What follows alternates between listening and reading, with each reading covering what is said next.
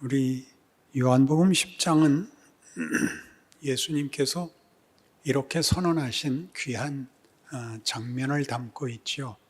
나는 선한 목자다. 나는 내 양들에게 생명을 주고 더 풍성히 주려고 온 목자다. 그리고 나는 내 양들을 위하여 내 목숨도 바치노라. 이렇게 되어 있는 귀한 말씀입니다.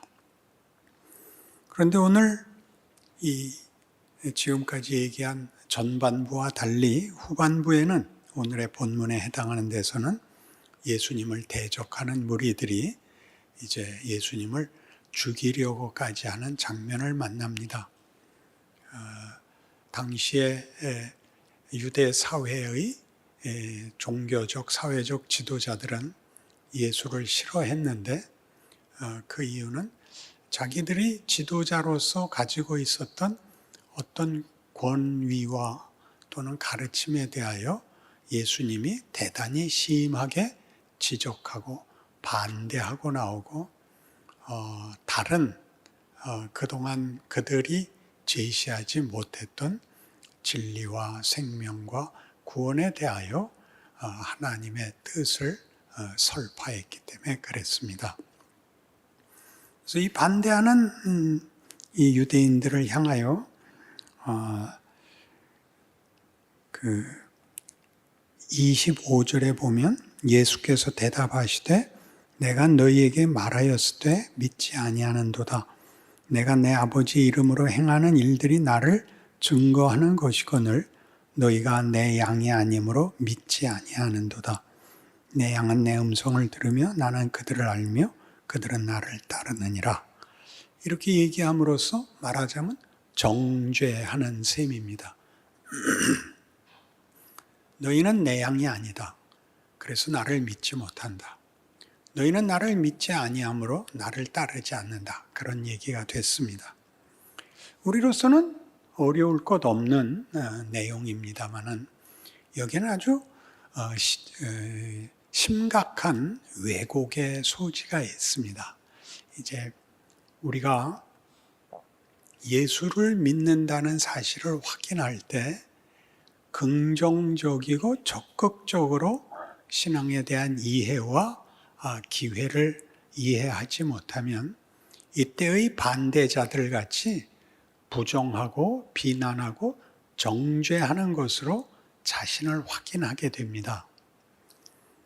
그러니까 당시에 바리새인들이 대표적으로 예수를 반대하고 부정하고 심지어 죽이려고 했었던 것은 자기네들이 옳다는 것을 증명하는 유일한 방법이었던 셈입니다.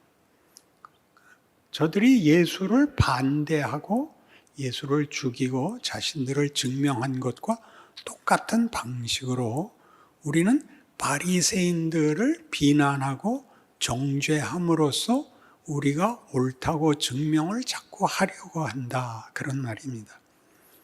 예수님은 이 반대를 받아들이십니다. 그들 손에 죽으십니다. 그런데 우리는 반대자들을 꺾고 심판하는 것으로 자신을 확인하지 그 반대와 적대 속에서 살아야 하는 인생이 신앙 인생인 것을 자꾸 이 보복으로 놓치게 됩니다.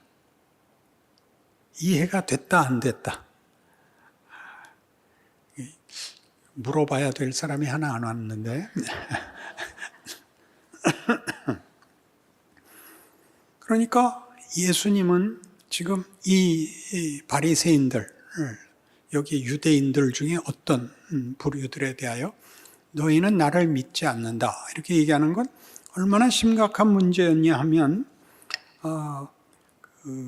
요한복음 5장에서 5장 24절에서 제가 읽을게요. 내가 진실로 진실로 너희에게 이르노니 내 말을 듣고 또 나 보내신 이를 믿는 자는 영생을 얻었고 심판에 이르지 아니하나니 사망에서 생명으로 옮겼느니라. 8장 24절에서는 그러므로 내가 너희에게 말하기를 너희가 너희 죄 가운데서 죽으리라 하였노라. 너희가 만일 내가 그인 줄 믿지 아니하면 너희 죄 가운데서 죽으리라. 이렇게 둘이 나뉩니다. 나를 믿으면 사망에서 생명으로 옮겨지고 나를 믿지 아니하면 너희는 너희 죄 가운데서 죽을 것이라 그럽니다.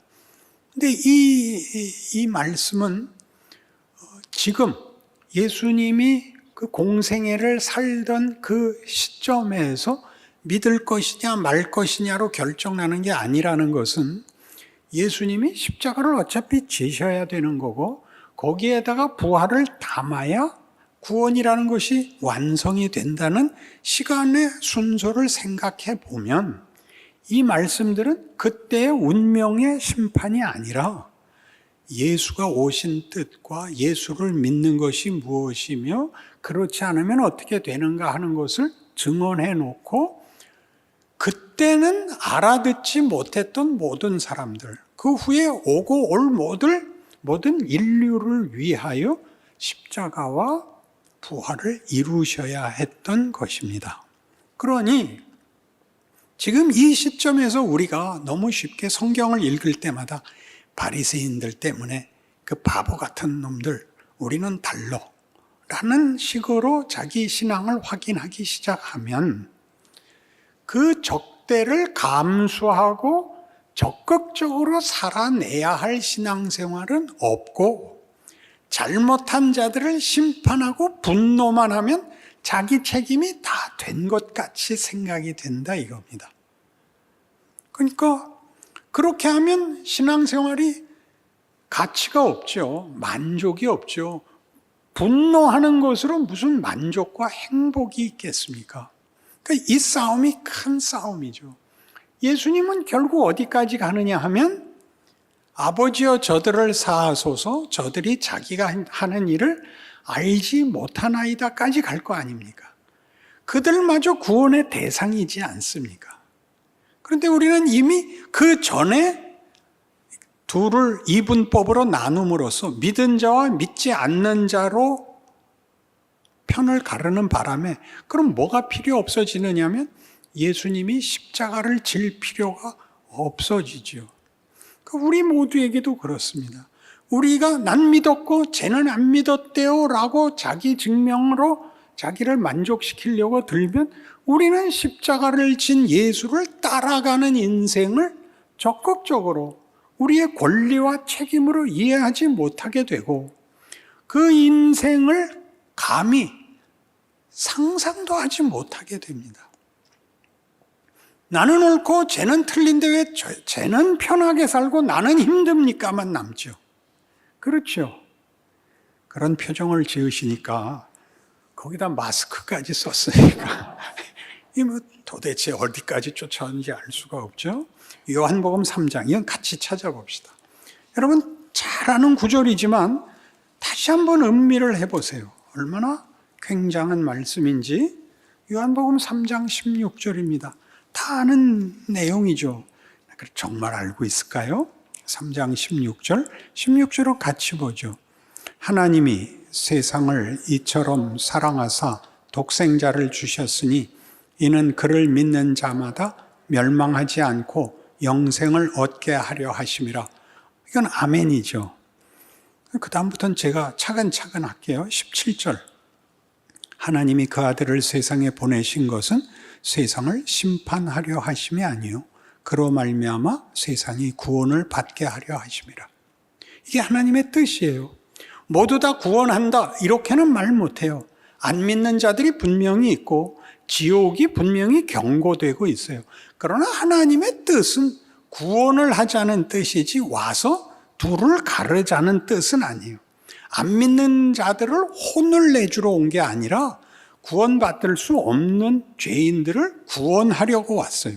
이 방향과 의도를 아셨으면 그다음에 18절을 또 볼게요. 그를 믿는 자는 심판을 받지 아니하는 것이요 믿지 아니하는 자는 하나님의 독생자의 이름을 믿지 아니함으로 벌써 심판을 받은 것이니라. 심판을 받지 않는 것과 심판을 벌써 받은 건 차이가 뭘까요? 천국을 갔다 지옥을 갔다라는 이분법이 아직 아니잖아요. 예수를 믿어서 죽은 다음에 눈을 떠보니 천국이었다. 예수를 안 믿어서 눈을 죽고 눈을 떠보니 지옥이었다. 이런 얘기가 아니라 지금 벌써거든요. 벌써 이미. 어떤 뜻이에요? 이 심판은 예수를 모르면 하나님의 창조의 목적과 하나님이 누구신가의 관계와 그 관계 속에서의 자기 정체성을 알지 못하면 그는 사망이 운명인 인생을 살 수밖에 없습니다. 그게 벌써 심판을 받은 것입니다. 인간이 인간다워지고 인생이 인생다워지는 아무런 가능성이 없습니다. 그러니까 이 문제의 가장 심각한 인류 역사에 증거된 가장 중요한 사상이 자연주의입니다. 자연주의라는 것은 우리가 태어나서 살고 있는 이 정황, 이 환경, 원칙, 그 영역이 도대체 어떤 질서를 갖고 있느냐라는 데 대한 이해, 가장 대표적인 이해가 자연주의입니다. 자연주의라는 것은 우리가 자연에서 보는 질서입니다. 해는 동쪽에서 뜨고 여름은 덥고 심는 대로 거두고 그리고 약육강식이고 적자 생존이고 무한 경쟁입니다. 그리고 죽어야 됩니다. 모든 것이 순환하는 것 같고 의미가 없어 보입니다. 그래서 자연주의는 당연히 허무주의로 귀결됩니다. 허무주의. 그 체념이 그래서 삶을 무기력하게 만들기도 하고 반발하기도 합니다. 잘 살아봤자 뭐해? 열심히 살아봤자 뭐해? 정직해서 얻는 게 뭐야? 라는 분노가 일어나죠. 자폭, 그리고 아무에게나 하는 횡포로 드러날 수 있습니다. 근데 그것이 우리 모두가 살고 있는, 몸담고 있는 그 원칙 속에 있는 자연입니다. 자연 질서가 그렇습니다. 구원이란 이 질서가 사망으로 끝나는 것을 막고 거기에 영생을 담겠다 하는 것이 구원입니다. 그러나 세상에서는 메시아를 알지 못하면 사망에서 생명으로 갈 수가 없으니까 반발만 남죠. 어떤 반발? 실존주의적 반발. 죽음으로 끝나는 것을 뒤집을 수 없다는 것을 인정하고 살아생전에 책임 있게 살겠다. 내 인생은 내가 책임지겠다. 그래서 유행했던 말 기억나나요? 내가 결정한 것이기 때문에 나는 후회 안 해. 이런 말들이 한동안 매우 잘난 대사로 헐리우드 영화에 등장했습니다. 내 마음의 소리를 들어. 또 그 유명한 마이 웨이가 있죠. 나는 그걸 내 식으로 했어. I did it my way. 굉장히 좋아하는 노래죠. 마피아 주제가입니다. 상대방이 말을 안 들어 거절할 수 없는 방법을 제시해, 거절할 수 없는 조건을 제시해. 그게 뭔데요? 총구를 들이대는 겁니다. 어떡할래? 거절을 할 수가 없죠. 그러나 이 실존주의가 허무주의에 반발한 것은 인간의 어떤 고상함, 기품을 나타내는 증거였을 것입니다. 그러나 답은 역시 없었습니다. 왜 없냐 하면 실존주의가 가졌던 내 결정이라는 건 내가 아는 이해 한도와 능력 한도에서밖에는 책임을 질 수가 없는데 살아보니까 나는 이 우주 속에서, 이 시간 속에서 너무나 아무것도 아니더라는 겁니다. 내가 분노해봤자, 내가 잘해봤자 세상이 변하거나 누가 보상을 해주지 않더라. 이게 실존주의에서 심각한 딜레마가 되고 맙니다. 그래서 어떻게 되나요? 원망만 남죠. 둘 다 우리를 분노하는 결과를 초래합니다. 이것이 우리한테는 자연스러운 심성입니다. 그리고 예수를 믿었는데 뜻밖의 결론은 영생인데 현실에서 보상을 못 받기는 똑같습니다. 그래서 우리도 분노합니다. 우리도 분노해서 그 분노를 어떻게 하냐면 아무데나 폭력을 쓰는 분노가 아니라 안 믿는 것들을 저주하는 거죠. 이번 코로나 사건도 저 신천지 망한 거 봐. 이렇게 가는 것은 그리 잘난 선언이 아닙니다. 그건 어차피 지금 심판을 받든 나중에 심판을 받든 우린 그건 관심이 없습니다. 그게 문제가 아니라 교회가 신자들이 어떤 인생을 살아야 하는지를 심각하게 생각해야 되는 것입니다. 이런 누구의 책임도 아닌, 누구의 잘못도 아닌, 그러나 아무도 답을 낼 수 없는 이런 위기와 공포 속에서 예수를 믿는다는 것 무슨 뜻이야? 어떤 일을 할 수 있어? 우리가 할 수 있는 건 뭐야? 라고 해야죠. 정치, 경제, 사회에다 대고 답을 내라 그러시면 안 되죠. 교회가 답을 내야죠. 교회가. 우리가 그 답을 추구해야죠. 최소한. 어떻게 사는 거야? 우린 이 잘난 소리 많이 했잖아요. 우리 옛날에 다 핍박받을 때 순교했어. 그거는 왜 하죠? 죽었으니까. 변경될 수 없으니까. 부러워하죠. 그리고 칭찬하죠. 왜요? 유명해졌으니까. 영어권에서, 기독교 문화권에서는 애들 이름을 요한을 제일 많이 걸죠.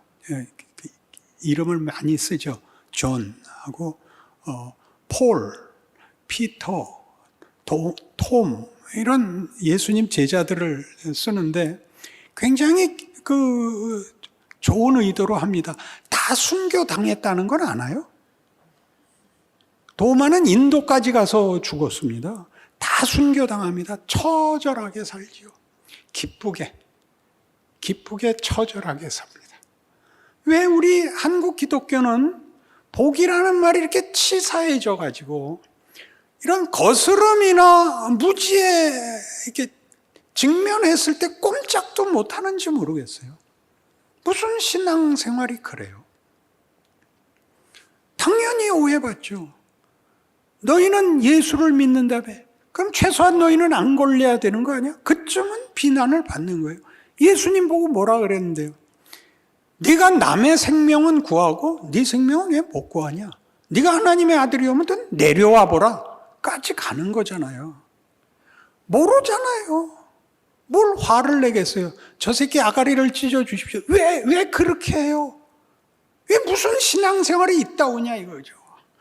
목사님 진정하세요. 네. 자, 그러니까 잘 생각해 보세요. 우린 위대한 걸 놓치고 있단 말이에요. 위대한 걸 놓치고 치사한 걸로 신앙을 증명하니까 우리 스스로가 힘이 없잖아요. 자기가 알잖아요. 자기가. 스스로가 다 알잖아요. 예수를 믿는 게 뭐 이렇게 실력이 없을까요? 담대하다는 게 나는 아무렇지도 않아. 그러라는 거 아니에요.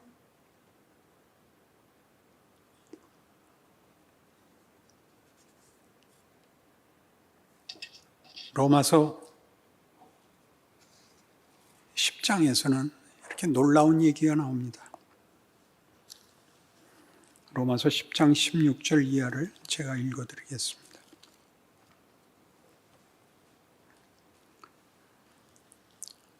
그러나 그들이 다 복음을 순종하지 아니하였도다. 이사야가 이르되 주여 우리가 전한 것을 누가 믿었나이까 하였으니 그러므로 믿음은 들음에서 나며 들음은 그리스도의 말씀으로 말미암았느니라.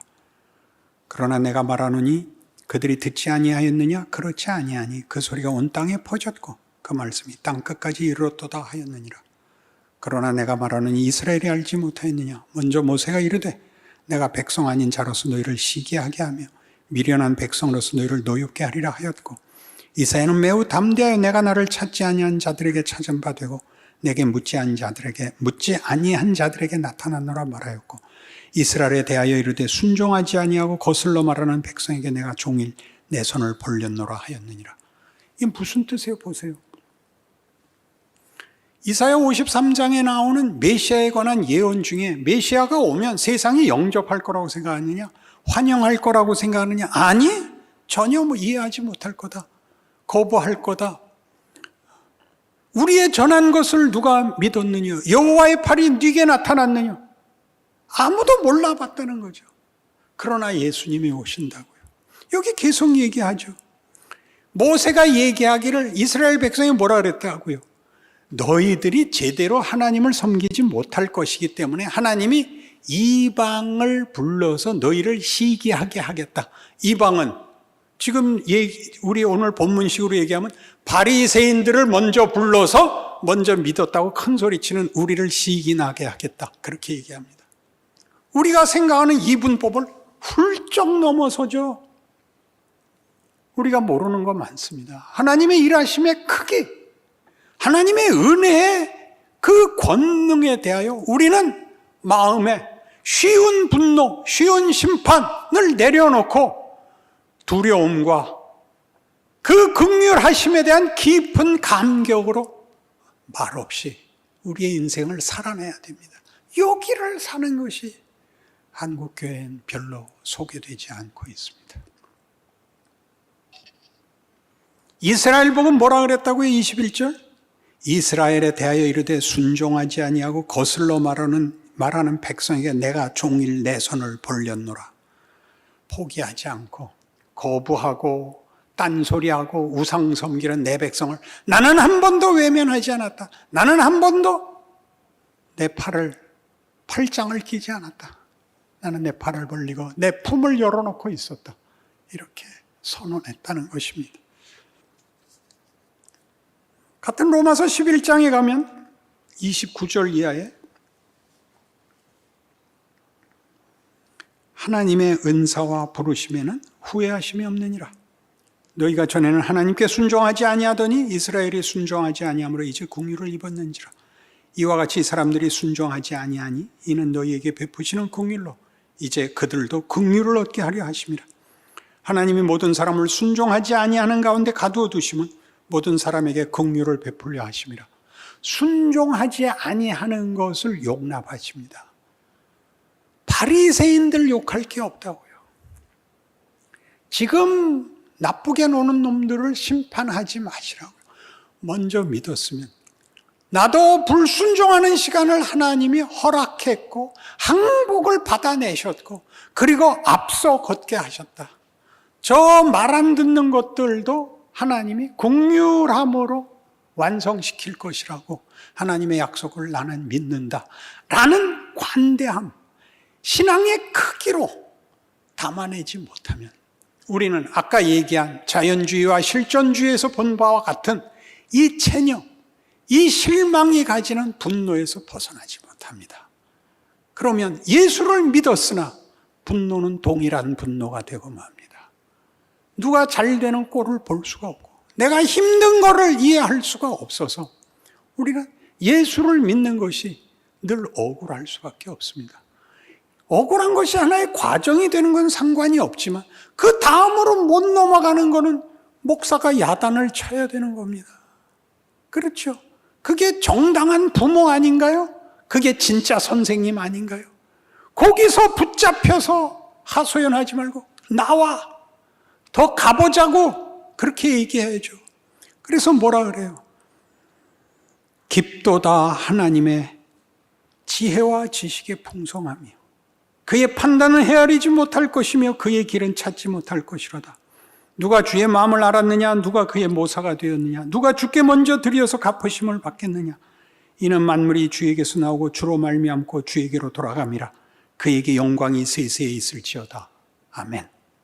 하나님 하시는 일 너무 커서 내가 다 이해하지 못합니다. 가장 대표적 사건이 예수를 십자가에 못 박은 것이고 바울이 스데반 죽이는 겁니다. 기가 막히지 않습니까? 그때 우리가 하나님이었으면 바울 죽여버렸지 스데반 죽이겠습니까? 하나님이 바울 손으로 스데반을 죽이게 하고 바울로 대사도를 삼아 복음을 온 세계에 전합니다. 그러니 우리는 하나님 일하심을 믿습니다. 그리고 내 조건과 내 한계를 인정하고 하나님의 지혜와 권능을 십자가와 부활로 희망을 가지고 극복할 것입니다. 그런 믿음이 여러분에게 부디 충만하셔서 이번 코로나 사건뿐만 아니라 앞으로도 살아내야 할 여러분 인생 속에서 만나는 모든 시험과 위협 앞에서 믿음을 가지고 산다는 게 무슨 뜻이야? 라고 자신에게 물으시고 답하시고 이겨내셔서 여러분 각각이 스스로가 하나님의 자녀된 명예와 기적을 누리시는 복을 받기를 원합니다. 기도하십시다. 하나님 아버지, 우리는 예수를 믿는 사람들입니다. 우리를 위해 오신 창조주시요 구원자시요 우리의 생명이시요 우리의 소망이시요 영광이신 예수를 믿습니다.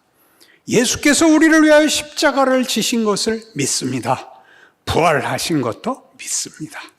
순종하겠습니다. 그리하여 승리하고 예수 안에서 일어난 기적들과 약속들이 우리 생애에 넘쳐나는 증인이 되겠습니다. 함께하여 주시옵소서. 예수님 이름으로 기도합니다. 아멘.